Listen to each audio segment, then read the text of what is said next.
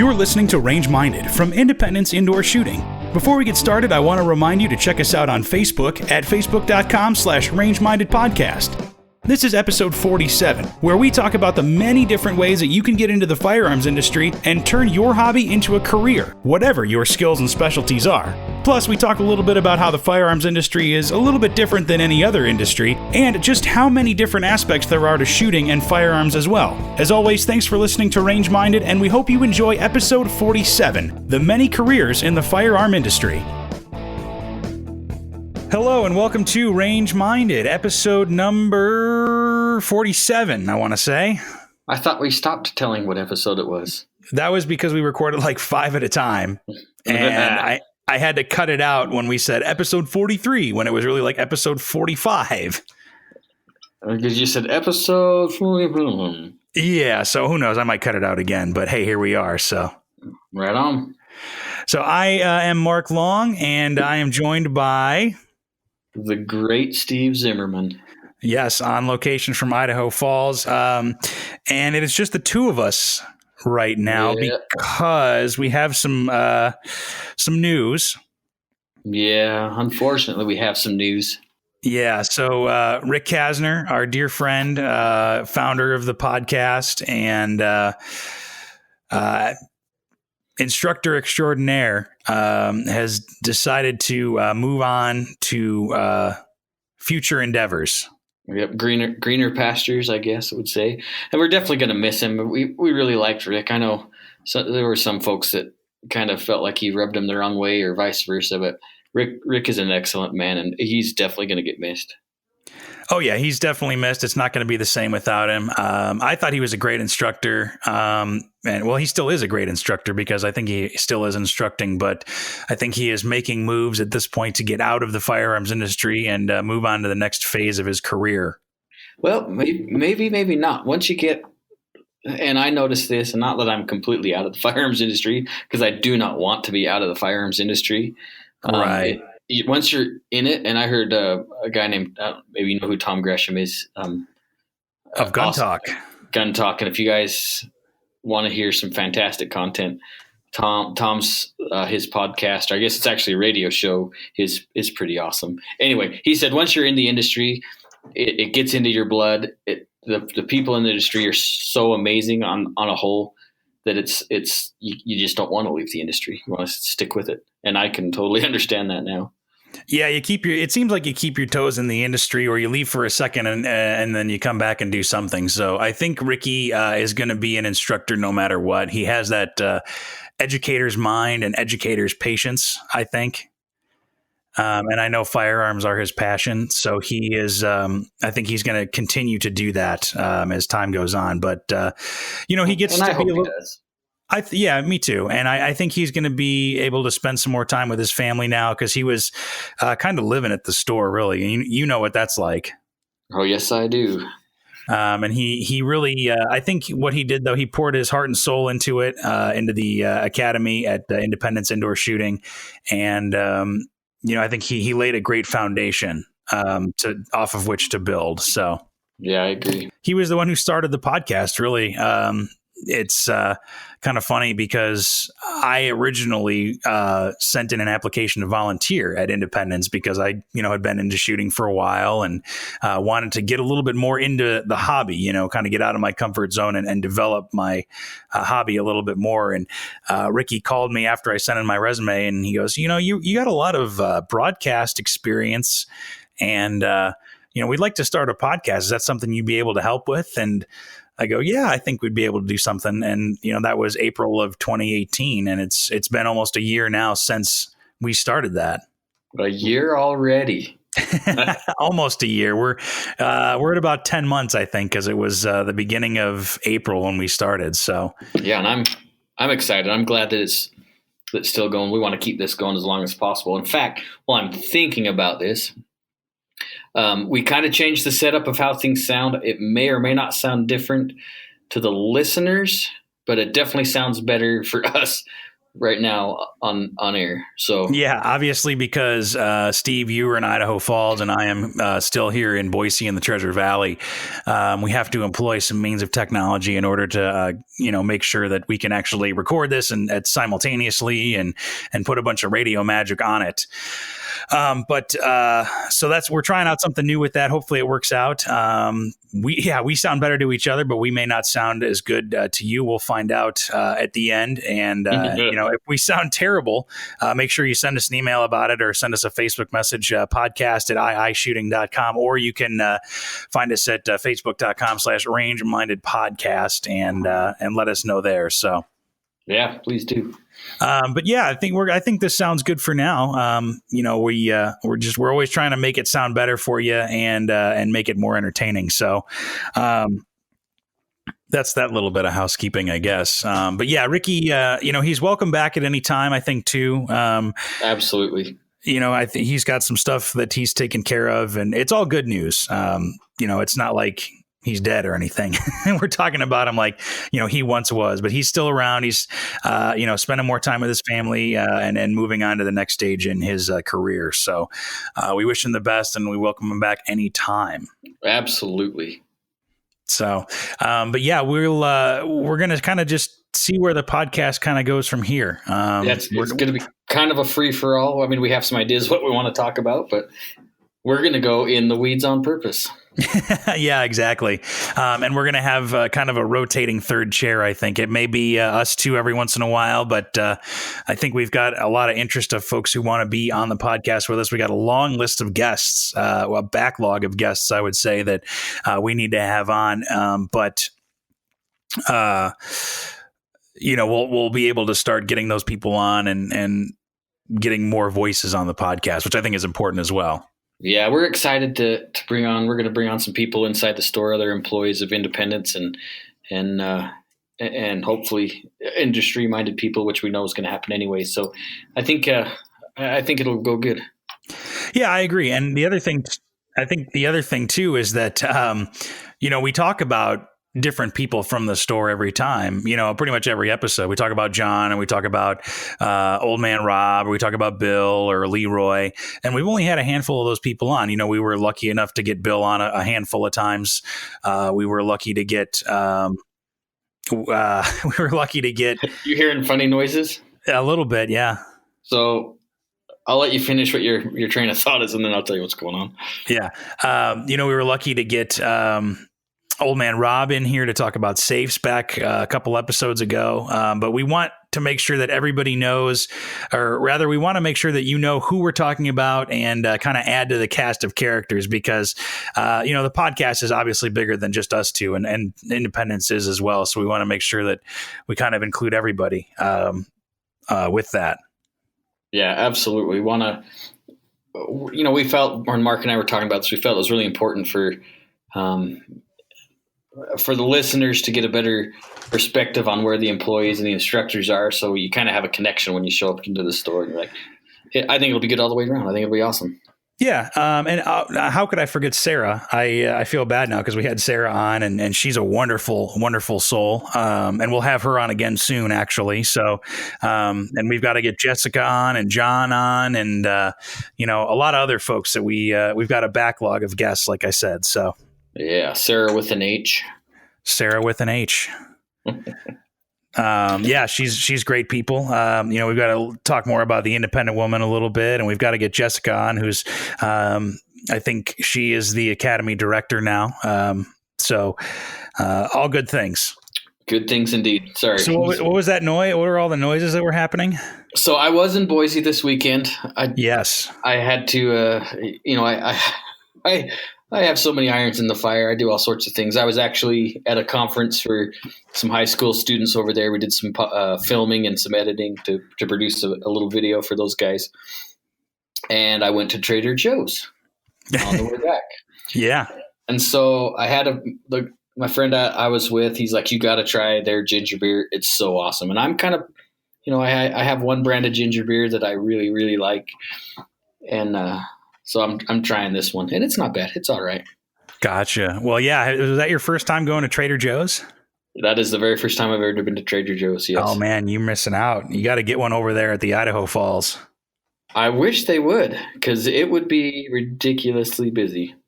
Oh yeah, and that one, the one downtown, because we only have one here in Boise, and it's downtown, and it's always busy, and their parking lot is just minuscule. I'm sure you probably almost got into like 4 accidents, like everybody else does.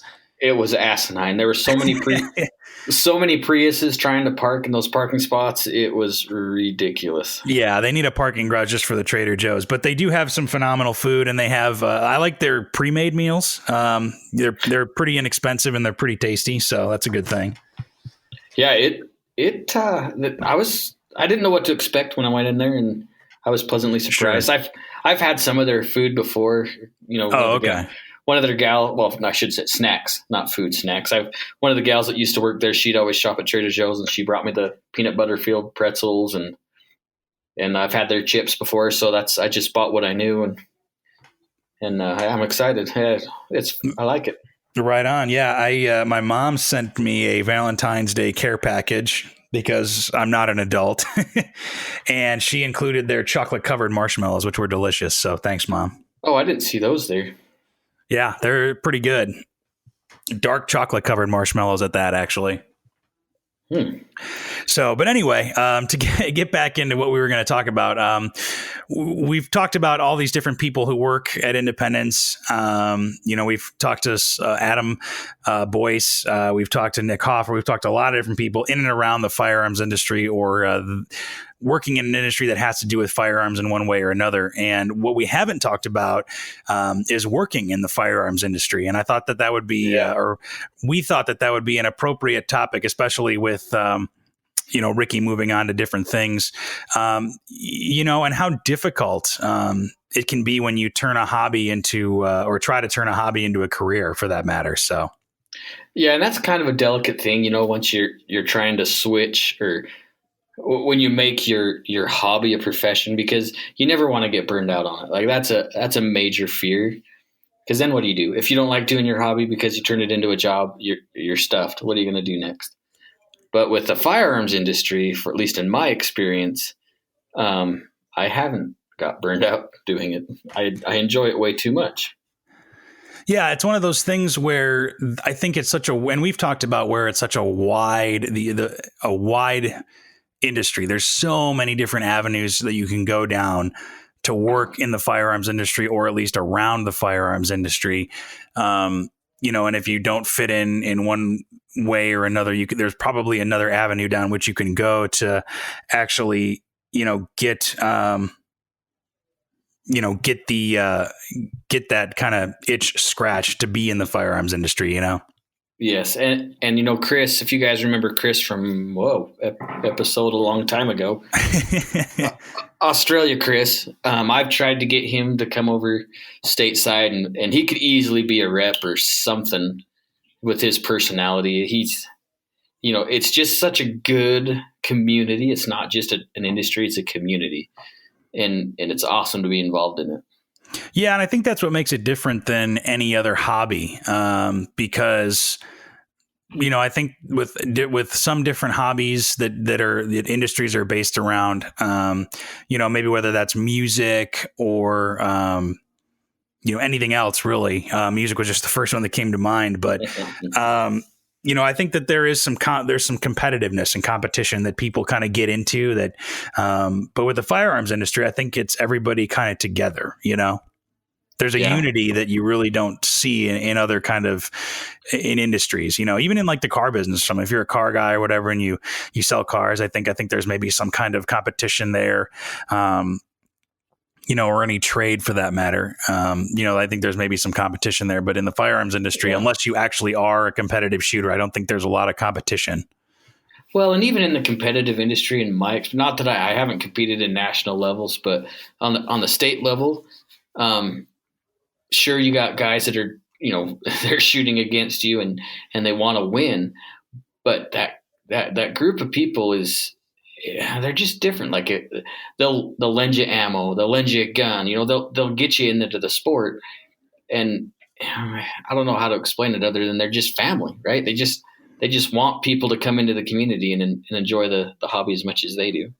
Yeah, I mean, so to go back to the beginning of how we started the podcast, I was really not connected into the gun industry. My whole experience mainly was, online or, through just going shooting myself, or a couple of friends who were into firearms. I really wasn't into the firearms community, but the cool thing about getting into the podcast and getting into the range and being an RSO is that you really get to know people in the firearms industry, and everybody really is like super friendly, super nice.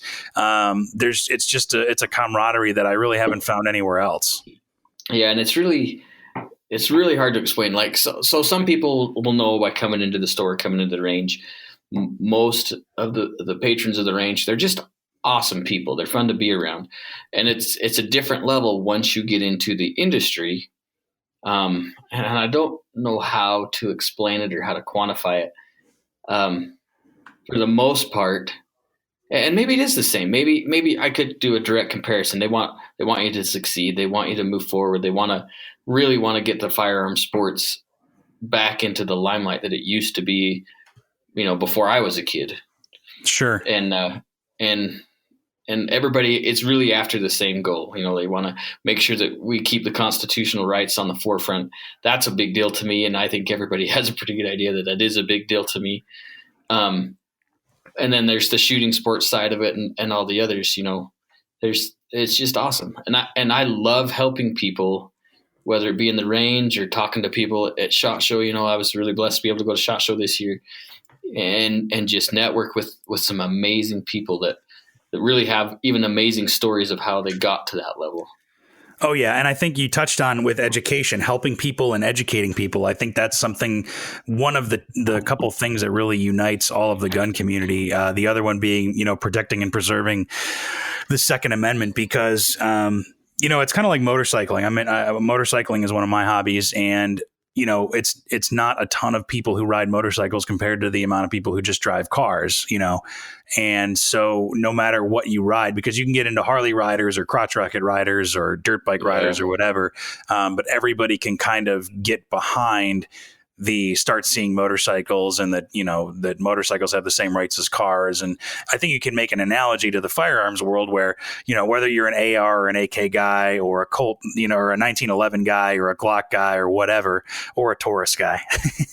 I think even those Taurus guys. Yeah, even the Taurus guys. But I think everybody can really get behind, defending the Second Amendment, no matter what it is, Yeah. And they should. They should get behind it, because if they really enjoy shooting, they need to realize that that's always under attack. And maybe I guess most people know I'm kind of not a tinfoil hat, but like I always worry about the next level. It's not going to stop there. It's going to go down the line of every amendment we have. And at least in my thought process. Well, and that does have that's something to be aware of and something to be cognizant of, and one of the things that I've been trying to do when people ask me about firearms or about guns or whatever, this happened a couple of weeks ago, I just talk about the sport of shooting. Obviously, there's defensive, home defense or personal protection, and that's a component of it too. But I always talk about it as a sport. And I think that helps people kind of come back down to earth about it. I hope so. Yeah, well, because then it's, I say, what, I'm not a hunter. I've never hunted before. I've never been in a defensive situation. I'm not in the military or law enforcement, never have been. I just like shooting and putting holes in paper, and when I tell people that, I think they really, it's disarming, and they don't realize that there's a large group of people, I would say the lion's share of people, who just like to go to the range and shoot, Yeah, but who needs an AR-15 to poke holes in paper?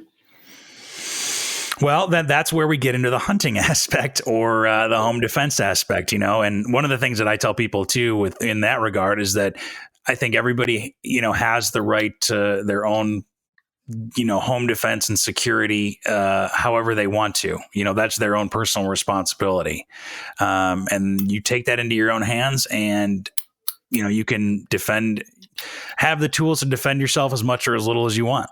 Yeah. And the answer to that question that I gave you, I already knew the answer, is everyone needs an AR-15, and this guy does. And you know what? I don't know. We're not going to get in the political side of it. Yeah, no. Well, so that's enough getting into the weeds, but we can take that and say, if you, whatever your maybe interest is, really, you can relate it back to firearms. For example, if you are of a legal mind, maybe you want to get into law or be a lawyer, or into politics for that matter. And honestly, I think the legal side, we have a fantastic attorney in Boise, Alex Kincaid, who is a huge gun advocate, and she's written books. She's pretty amazing. I believe she's the gun trust lawyer too, isn't she? If you want to make a trust for your firearms for NFA stuff. Yeah, she's super comprehensive with it. She's done a lot of them, and you're going to pay for a little bit more, but it's going to encompass everything you want it to when she does the trust. And maybe that at some point, maybe that's somebody we even get on to talk about doing a gun trust. Great. Yeah, that would be cool. She's super busy, but maybe she'll make time for us. That'd be pretty awesome. Us lowly peasants. Yeah. But if you have, that's one way you can take your firearms interest and turn it into a career, is go into legal or law or politics. You can be a lawyer specializing in firearms, estates and trusts, or legal policy for that matter.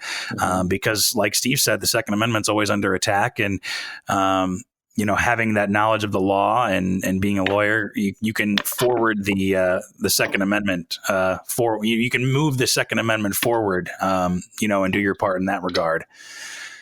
Yeah. And while we were talking, I was thinking about just the industry again in general. It isn't as big as what people perceive. It is a big industry. Obviously, there's millions and millions of dollars being transferred back and forth among the community. But when it gets up to like top tier management, those guys, they all know each other. They've all may or may not have worked with each other at some point. Most of those guys have worked for other gun companies, and they just kind of get shuffled around. The community is not as big as what people really think it is. But it is fantastic because everybody knows each other. They respect each other, and they know. And I think that there's healthy competition between all the gun manufacturers, and not only that, but also accessories manufacturers, ammunition manufacturers, and also training. There are so many places you can go get trained. Obviously, independence being one of them, but there's a lot of former military, former law enforcement, former security folks that have opened up a lot of training places. We've talked about Gunsight before. Bill has been to Gunsight. A couple other places. I think I've mentioned Cogworks a few times that I've heard that was started, I believe, by a veteran. I mean, there's a ton of places, and I think that there's a lot of respect for a lot of different people in the industry. And there are some very, very competent instructors, very capable. And I think we've talked about this before. You make sure you do your homework, because there's other ones that have the confidence, just not the background. Yeah, not the competence. Yeah, I guess that's a better way to put it. So whether you get the training at Independence or you go to somebody else, just you spend the time, get some references. You might be out of some money if you have to walk out of a class. So make sure you spend the money in the right places. Well, but that's one thing too, that if you aren't satisfied with the kind of training you're getting, or you haven't maybe found a certain niche or that you're kind of looking for, if you are an educator or have like an educator's mind, that might be something you could look into too, into instructing yourself, as long as you have the credentials to kind of back it up. That doesn't necessarily mean military or anything like that. But, for example, like Adam Boyce, he's, the Marshall Blade Concepts instructor, and he's one of the few in the world who's certified to do that. But that's something that a lot of people don't think about, he does very well with. And Adam is also a very capable firearms instructor. I've worked in the same classes with Adam before, and he's pretty dynamic. It just so happens that the knife side of it is something that he's chosen to really make make a living at. But he's a capable firearms instructor as well. Like I said, I've spent some time with Adam. He's a pretty awesome cat. Oh yeah, for sure. We got to have him on again as well too. He's a good guy. Yeah, he just finished a class in San Diego, and now where is he going next? He's going all over the country now. He's getting pretty good traction. It's awesome. Yeah, he's been in Vegas. He's been in California. He's been here in Idaho. He's been, I think, Colorado. I've been just all over the West, and I'm sure he's going to be moving farther east as he goes. I want to say he's going to Arizona, or he is in Arizona. I can't remember. He'll let us know, I'm sure, too. Yeah. Adam's a great guy. And if you guys are looking for an edge class, I highly recommend Adam. Yeah, I can't imagine going anywhere else, to be honest with you. Yeah, he's a great guy. But going back to, more careers in the firearms industry, too, going to independence, you could be an instructor at a range, or even if maybe you just, one of the things I think a lot of people don't think about is the science behind it. Ricky got his gunsmith. He went to gunsmithing school, and that's something that you can look into too, to learn, the metallurgy and the engineering behind how firearms work. And that's super fascinating to me. I think that's awesome. And I can do hobby gunsmithing. I've never, done anything other than building that 1911. It's a great career path. And honestly, there's not that many gunsmiths out there, at least in the Idaho area. There's some great gunsmiths, and those guys are booked out 3-4 months. Might be something worth thinking about. Yeah, well, and it's funny because it's also it's kind of a trade. You really do work with your hands. You go to kind of a trade school for it. But I was going to say, at Independence, we have 2 of the better gunsmiths, or of the best gunsmiths, I believe, in the Treasure Valley, because we have Cody, and Jeff, and both of those guys. If you ever get a chance to just look back there into their shop, there's just work orders and guns and work orders, and they are booked out, even to Cerakote, it's a few weeks, I think, at least. And it's something that's for people who need to understand about Jeff and Cody. They're 2 dynamic people, like, in their own ways. A lot of people have a hard time with Jeff because he's just kind of a get down to business type of guy, right? Sure. Okay. That he doesn't want to really sit and chat. He's not a chatty person, and maybe he'll get mad at me if he hears this, but that's just Jeff's personality. Where Cody's, he's kind of a bubbly millennial that he's happy to chat. But I'm sure he'd be happy to know that you called him a millennial. Yeah, he'll get over it. But the thing is about them is they both have their own specialties, right? That's what's so awesome. For sure.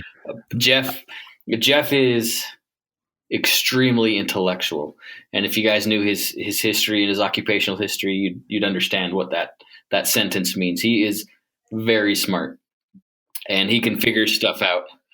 And then Cody, he's kind of more the modern guy, and Jeff can do modern things. Jeff can stipple and all that stuff, but Cody kind of takes that side over it. Jeff's the Cerakote guy. He's the old gun guy, where Cody's kind of the black gun, plastic gun guy. Yeah, and I think they work really well together. But I'll tell you what, man, they always got work to do. They're always super, super busy. And, it's something to consider if you have that scientific mind and you're curious, maybe you take things apart and put it back together. That might be some way to go, as a career path.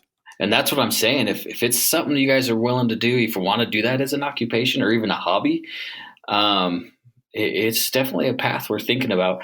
The one thing you do have to realize with gunsmithing is there is some ATF guidelines, and you will have to get a different kind of license through the ATF.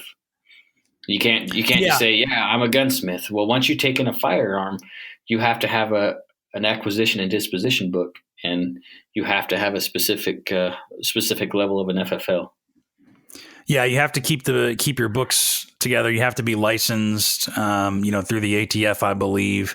There's a lot of red tape with it, and with a lot of firearm stuff, there is, unless you work for a shop, there are a lot of hoops you got to jump through, especially if you kind of, put your own shingle out there. And that part is really unfortunate. Like, I understand wanting to regulate and making sure people are qualified, because that is a big deal. If somebody does something wrong with the gun and it blows up and hurts, or worse, somebody else, the owner of the gun, there's a lot of liability there. So I can see wanting to make sure people are responsible and willing to go through all the rigmarole. But it also kind of frustrates me that the ATF does some of those things, like stippling a gun. You have to have an FFL, honestly, to take in a gun to stipple it for somebody else, and that's just the way it is. Well, and we talked about a couple episodes ago, we talked about Cerakoting, and Jeff was the one who Cerakoted mine. And, I remember talking about how, oh man, it'd be kind of cool to learn how to Cerakote and do that as a side gig or something like that. And then you kind of peed on my parade, and we're like, well, you're taking firearms in, and you've got to get a certain license for that, an FFL of one way or another, and or an SOT or something like that. And there's a lot of legal hoops to jump through, The only way that you might be able to get around it is if the person never leaves the premises for however long it takes you to do whatever repairs. Right, they bring it in, and that's that. But honestly, you'd learn all that stuff, all the hoops and the drill, everything at the college that you go to learn to be a gunsmith. Yeah, and we've talked about how the firearms industry is one of the, if not the most regulated industry in the country. It is the most regulated industry in the United States. So it's not necessarily the easiest. It doesn't have the lowest barrier of entry. No. So, another. In a way, that's kind of a good thing, because it might help weed out some of the less responsible people. I don't know other way to put that politely. No, that's true. And I mean, you and I have both been to gun shops where I think we've encountered people behind the counter who are maybe less than responsible people, or RSOs, or even full on ranges that operate under instructors. Yeah. I've seen people that I would never recommend. Yeah, and you're going to find that in any industry, that there are people who just don't operate, above the board or as well as they should, which is unfortunate, but that's just the reality of it. Sure is. But going back to that a little bit, I think maybe if you are interested in firearms, one of the first ways you can kind of get into the industry a little bit more is start working at a shop. Thankfully, at least here in Idaho, there's no shortage of firearms shops and ranges. That you can either volunteer at or learn to be an RSO at, or even, get behind the counter and sell guns. Maybe you're a natural salesperson and you like talking to people and you like helping them figure out, what they're looking for.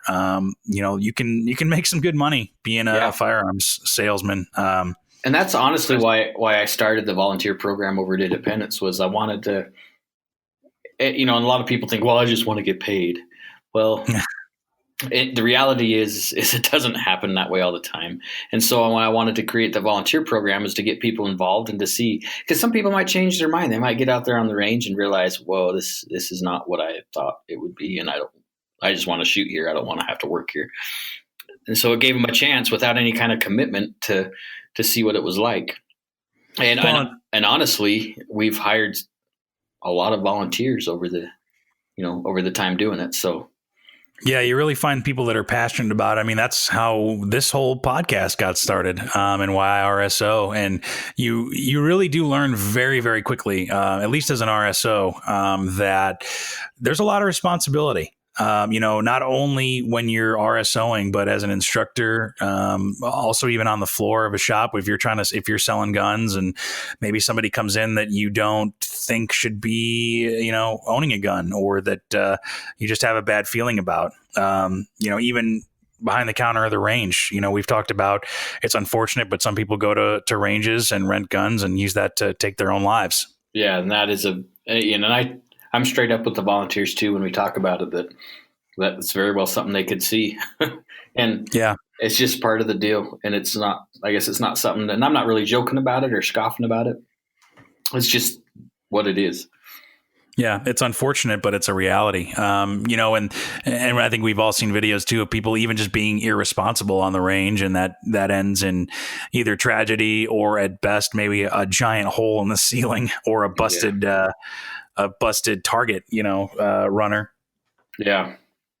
So it's a lot of and going back to selling guns too. I don't know if people know this, but it's any firearm dealer can deny a firearm transaction for any reason. If you're sketched out about it, let's say you're selling somebody a gun, and you can pull the plug on it for any reason, even if the 4473 comes back all clean and everything. Yeah, and that's important. That's awesome that it's a right for the dealer, because it needs to be that way. Yeah, well, but that goes back to, you need to know, people. You need to be able to read people and see what's going on with them and all that kind of stuff. So something to keep in mind. And I think I've talked about that before when I was spending a lot of time in the ranges in RSO. It got to where I could look, somebody walked through that door, and I know who exactly was going to be my trouble and who was going to be somebody I could trust in case of an emergency. Was able to read people, and that does come in handy in the firearms industry if it's something that you think you can do or are capable of learning. I think it's a learnable skill. I agree very, very much. Just being an RSO and seeing all different kinds of people in classes or just on the range or whatever, you get to learn about people pretty quick. Oh yeah. But even if you've got a business mind or a marketing or PR or anything like that, we can even take it a step further, and you can go work for a gun manufacturer. I think it would be super cool to work for Glock or H&K or Walther or Springfield or whoever. Yeah, and most people don't get hired by those companies, like especially if you're a noob. But that's a little tough to get into. But if you start, you can work your way in it. I know some guys that do some stuff for, now I forgot one of the ammo magazines, I guess it's Guns and Ammo. I think he writes some stuff for Guns and Ammo, and sure. He worked for a major manufacturer in Boise, and he just kind of worked his way in, and the biggest thing is you create value in yourself, get as much education on the product or the industry as possible, and then be assertive, right? Be there, be at work when you're at work, and it can take you places that are amazing. And then eventually you could end up working for Springfield or Glock or some of those big companies. And it doesn't even have to be a firearms manufacturer. I mean, you could go work for, you used to be able to go work for Gemtech, but you can work for accessories manufacturers, which are all over the country. You could work for Hornady, you could work for, Winchester Ammunition. I mean, the possibilities are really endless, I think. And that's really what I wanted to hit home in this episode, is that whatever your specialty is or your mindset is, whether you've got a scientific mind or a personable sales kind of aspect, marketing, PR, educational, really, or legal, just a couple of the ones that we touched on, that you can really find something that you're into. If you're into firearms, there's a way that you can take your skills and use that in the industry. Yeah, it's a very broad industry, and if you're good with marketing, you could start in the gun industry. You could end up, somewhere completely different, but it's a springboard. It's a very big springboard that could take you anywhere. Yeah, very much so. I think. Now this is talk coming from a guy that's hasn't made it to Glock or Springfield or Smith & Wesson. And honestly, I don't really want to work for those big companies, because I think personally it would take me out of the hobby and the love of it and put me in a place I don't really want to be at right now anyways. Maybe at some point, who knows? Yeah, and that's the other thing, I think, is that you can take it as far or as lightly as you want to. One of the reasons that I even volunteered or submitted a volunteer application with Independence was I wanted a place where I could get some perks, maybe shoot for free or get some discounted ammo or take some classes at a discounted rate or whatever. And if that's something that you want to do, you might be able to volunteer at your local range or work part-time at your local range and just do that once or twice a week. And that's what you want to do, to shoot for free or whatever. I mean, depending on the perks of the shop or whatever, Right. And that was the other reason that I started the volunteer program, is to make it incentivized, to keep you wanting to come back. And I made it very, very clear that the volunteers aren't to be taking garbage out or clean the toilets, or that's not why they're there. They don't get paid to do that. They get paid with discounts or whatever to work the range or work the counter and feel the industry the way it should be. And the paid employees are the ones that are supposed to be doing that, the crap stuff. Right. Yeah. The dirty work. Yeah. That's part of the deal. And I'm not there all the time anymore. And if that's what the volunteers are doing, I'll fix it. I don't think that's what they're doing. They better not be, because. But yeah, I mean, that's and to go back to what you said about getting into the firearms industry initially is that that's probably the best way to start to see, if you start volunteering or maybe work part-time somewhere and feel that out and see what you think and go from there. But, the other thing is, with the internet now and YouTube and all that, you can even start your own YouTube channel or, you talked about writing for magazines. If you're a journalistic mind or in broadcasting or something, you can take those skills and do that. I mean, my day job is in radio and audio production and all that. And, you can take those skills and take what you're passionate about and do something with it. Yeah. And everybody has their own talents, their own gifts, and they can use those to their financial benefit and for those around them. I agree that at least I think that 100%, I should put it that way, that you're an individual, you can use your talents in any way to better your life and other people's lives. And why not in the firearms industry? Yeah, like I said, if that's something you're passionate about. What I will say, though, is that, we've talked about it a little bit, just trying it out to see. I would not, and I wouldn't do this in any industry. I would not jump in head first because it's pretty easy to get overwhelmed and it's pretty easy to get stretched too thin and burnt out a little bit. Well, not only that, but if you're trying to fake it till you make it, which I hate that term. You'll get called on the carpet. Somebody will come in to buy a gun and you'll be pretending that you know everything about a gun, and you'll get schooled and they won't buy a gun from you. Yeah. And that's one thing I'll tell you about the firearm industry that I think is different than any other industry is that if you don't know what you're talking about, you will get called out one way or another and you will lose credibility really fast. So, it's best to stay humble. And I think some of the best people in the firearm industry are very, very humble. Yes. And I think that's maybe what keeps the community, such a positive, collaborative place overall is that the best people in the industry definitely stay humble. I mean, you talk about SHOT Show and going there or the NRA show. Think about all the big deal people that you've met that have made time to talk to you and spend some time talking to you, Yeah. And I didn't really have a lot of time this year, but last year, I got to talk to some amazing people for a few minutes. They were super busy, so it's not like I'm going to waste their time, but sure. But to talk to some guy that they have no clue, they've never met, they've never seen before, they don't know who the hell I am. But yeah, they were cool enough to talk to me. Yeah, and we've talked about it too, is that the people who start spouting off all their qualifications or that they've been in 10 wars or that all this kind of stuff, those are the people really you might want to double check on. It's the people who don't really talk about their experiences and don't, brag really are the ones who are the real professionals, Yeah.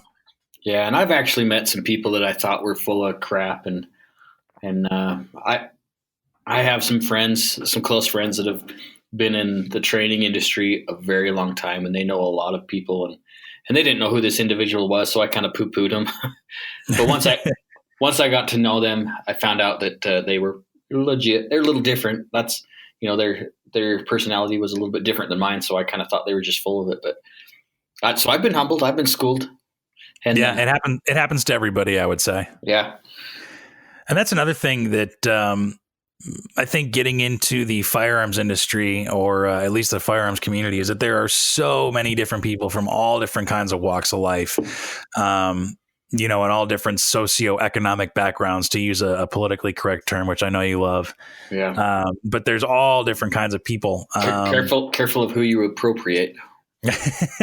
You're the one who does the appropriating, not me. So, but there's all different kinds of people, of all walks of life. And I think that's pretty fascinating too. And yeah, like you said, if you don't know what you're talking about, you will get called out. And I think you should, honestly.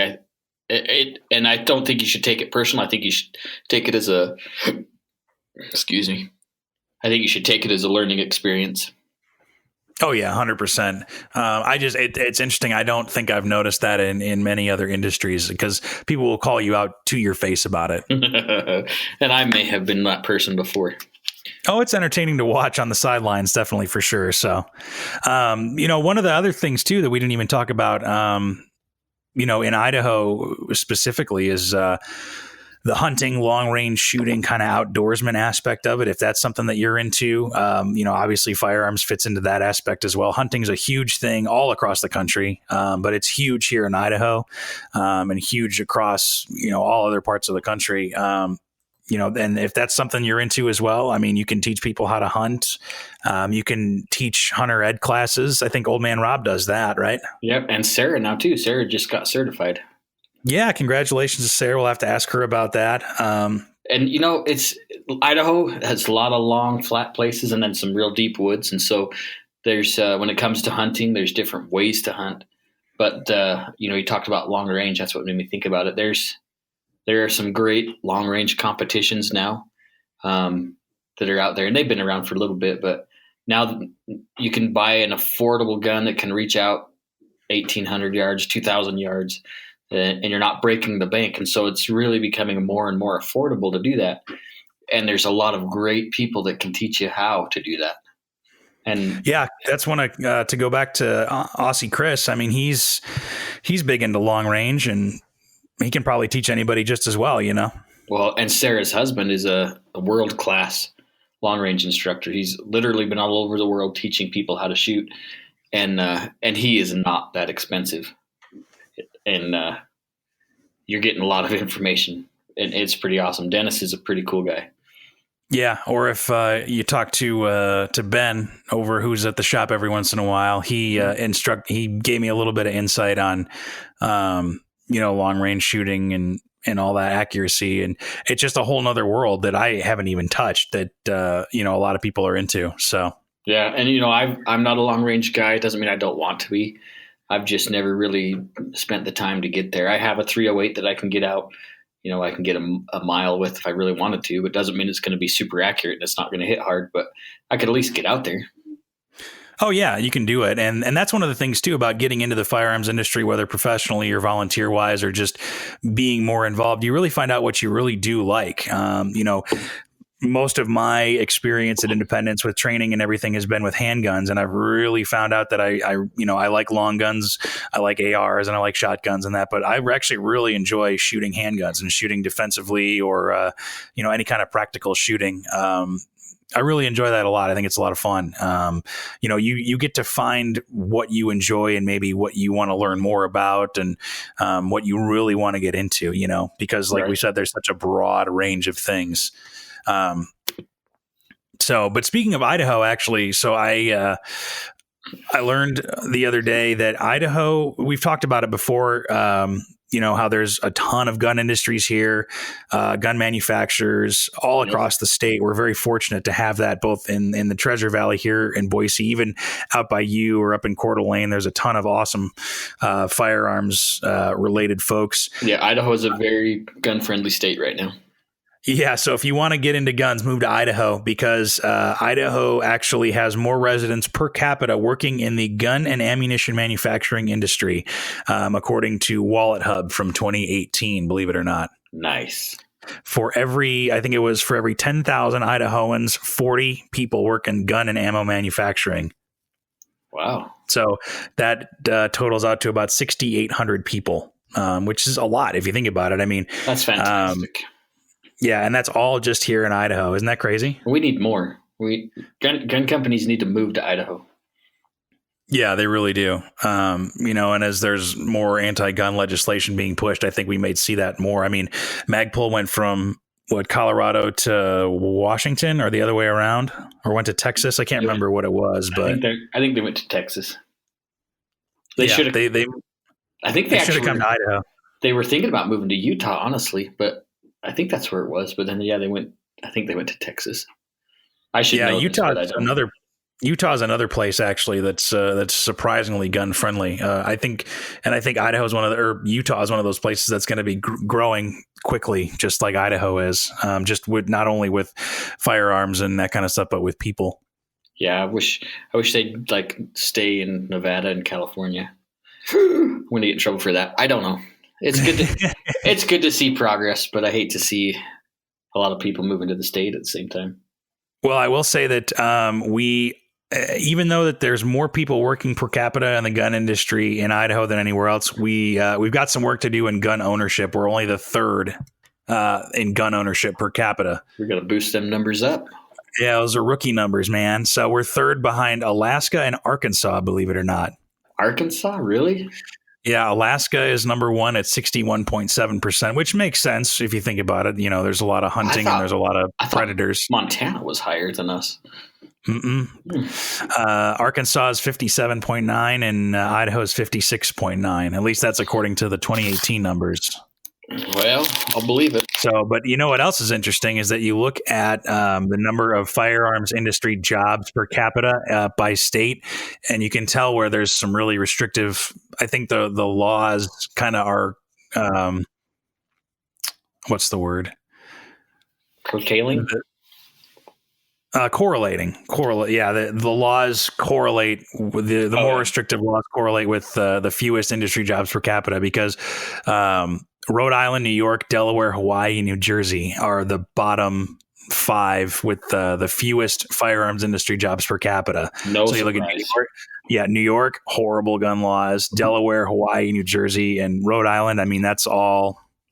There's some really, really some bad gun laws there. And actually, what's funny is that 4 of those 5 are in the lowest gun ownership.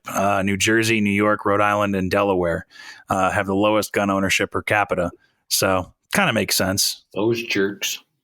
Yeah, I know. So, but just kind of interesting that, you know, if you want to get into guns or into the firearm industry, you know, location is definitely an important thing as well. Yeah. You know, Wisconsin's another place you can go because I know Vortex is there. They're, you know, a fantastic optics company. You got to say it like Wisconsin. Vortex Optics over there in Middleton. You got to go down to Middleton, Wisconsin. I think it's Middleton at least. But we've got Taxol here. They you know, they're rimfire folks. We've got the ammo folks up in Horseshoe Bend. Was it American Munitions? American Reserve. American Reserve, yeah, ARM, American Reserve Munitions. They make. You got CCI. CCI is here. Freedom Munitions, I believe, is up in Coeur d'Alene area. Honestly, if you want to hear a big name and some people recognize it, Vista Outdoors is an Idaho company. And Vista, Vista is huge. It's a huge distributor. So it's a big deal. Yep. You can also go to where's the other place? You can go to Iowa. I drove actually. So driving from driving from Illinois to Idaho, I went through Iowa. How's that for I states? Was it eye opening? It was eye opening, and Midway USA, I think, or either them or Brownells, I can't remember now, but one of those major, you know, like warehouse style distributors for firearms and parts and accessories and all that is based there as well. Yeah, and you could get a job at those places too. Brownells is huge. It's a monster of an industry or a store, and they do a crazy amount of internet sales, and they have a storefront. So you could do that kind of stuff as well. Yeah. And, you know, the other part I forgot about too, is that if you wanted to, maybe you're an accountant or you have like a numbers mind or whatever, you know, you can be an accountant for a gun shop or a manufacturer, something like that. You know, we've got, you know, obviously it's important to do some number crunching and make sure that the money's all going where it needs to go. Thanks to Nicole at Independence, who does that. Yeah, I guess you have to know math. Well, not all of us. Some of us do. Not all of us. But I mean, it's just that's the point I wanted to drive home, is that there's whatever your mindset is and whatever your skills are, you can if you're passionate about firearms, you can find a way to take those and make it happen. Yeah, we see people every day. I mean, I have done it, and honestly, the owner of Independence did it. He saw a need and he filled it.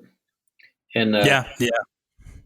No, that was a little bit more risk than just working in the industry, but still it's there. Yeah. And like I said, if you're passionate about it, you can find a way to make it happen. And we should have Jared on one of these days. That would be interesting to learn about how a gun store and a gun range gets started and all of I can only imagine the hoops you got to jump through and the papers you got to sign and the liability and all that. You know what I mean? Yeah, it's pretty ridiculous. Because we should have go ahead. I was gonna say I've dealt with, I worked with the store, before it was open, and so I know some of the crap that you have to deal with, and it's pretty ridiculous. Yeah, but we got to give a big shout out to Jared, because without him, none of us would be doing any of this. Yes, that's very true, and I love Jared to death. Him and his family are amazing people, and I'm glad that they that they wanted to sacrifice so much to get it going. Yeah, for sure. And I think it's been paying off, though, because Independence really is becoming a great place for all kinds of firearms enthusiasts to come and visit and enjoy. So, and that's exactly what the idea was. Yeah, and that's the idea of the podcast too, is to educate and bring people together and and spread the good word of firearms. It's important. It very much is. And so if you're curious about the firearms industry and you want to know more, or, you want to learn what it's like, come ask us over at Independence, or send us an email, or come talk to anybody over at Independence. They'll tell you straight up how it is, and we've been really positive. Sometimes you have to deal with people.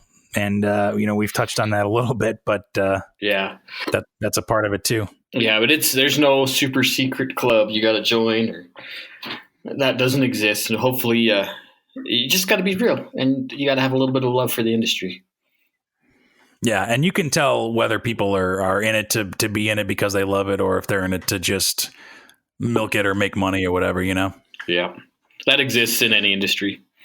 Yep, it's the gun community is not immune to that. So, but yeah, if you have any questions about it or want to know more, send us an email, podcast@iishooting.com, facebook.com/range-minded podcast, or just drop by Independence and ask around. Tell them you were listening to Range Minded and you want to know more. And I still believe you can volunteer at Independence as well if you want to get into that. Yeah, hunt down Joe. Or Ryan. Ryan's the general manager.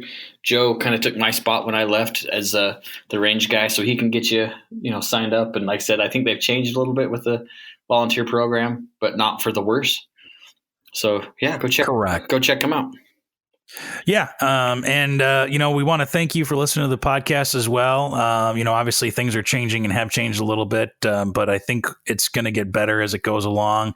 We're going to try to get some more folks on here, have, like I said, a rotating third chair and just get more voices on here, because I think that's what we need to do. So, yeah. And I really do want to give a shout out to you guys listening.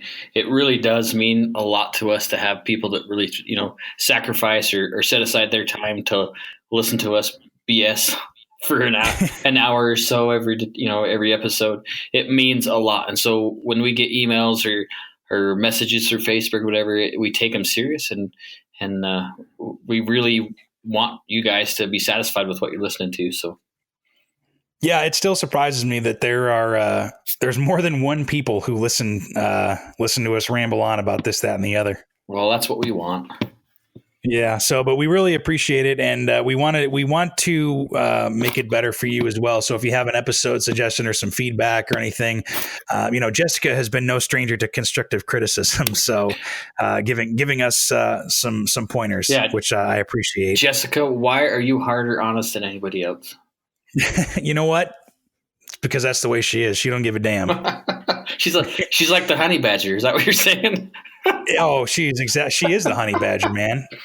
And we'll have to have her on soon too. She is like the busiest woman in the world I guess that's what I'm going to call her now from now on. We could get that nickname going. I don't know if she'd appreciate that or not, but we'll find out. Right on. So on that note, we'll close for now. Thanks for listening as always, and we will talk to you next time. Right on. See you guys.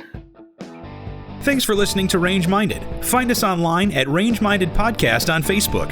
or send us an email at podcast@iishooting.com. We're always happy to get feedback, episode suggestions, whatever you want to send us, really.